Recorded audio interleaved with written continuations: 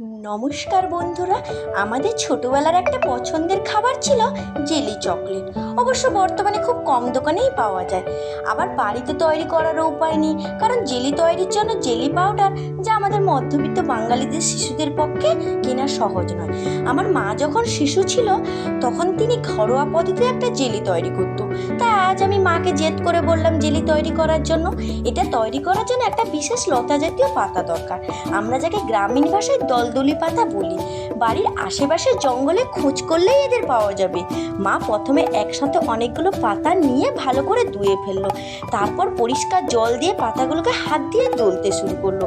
ততক্ষণ দলতে হবে যতক্ষণ না জলটা গাঢ় ও প্রায় থকথকে হয়ে আসে।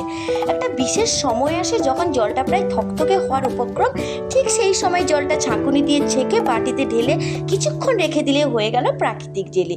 আপনারা নিজেদের পছন্দের মতো লবণ বা চিনি দিয়ে